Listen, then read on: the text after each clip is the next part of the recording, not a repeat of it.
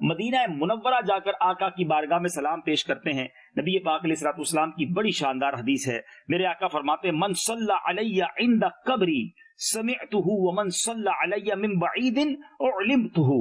آقا فرماتے ہیں کہ جو شخص میری قبر کے پاس آ کر مجھ پر درود بھیجتا ہے اس کا درود میں بطور خاص خود سنتا ہوں، اور جو درود دور سے پڑھتا ہے وہ مجھے بتایا جاتا ہے. یعنی وہ درود نبی پاک تک فرشتہ پہنچاتا ہے. اے مدینے جانے والوں، دربار رسالت میں حاضری دینے والوں، ادھر جا کر جو درود پڑھتے ہیں سبحان اللہ، آقا فرماتے ہیں میں براہ راست خود سنتا ہوں. ایک اور حدیث پاک نبی پاک علیہ الصلوۃ والسلام کی ہے.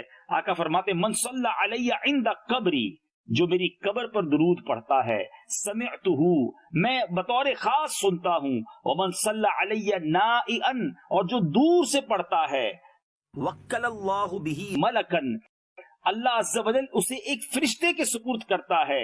یبلغنی وکفا امر دنیاہ وآخرتہ وکنت لہ شہیدا او شفیعا.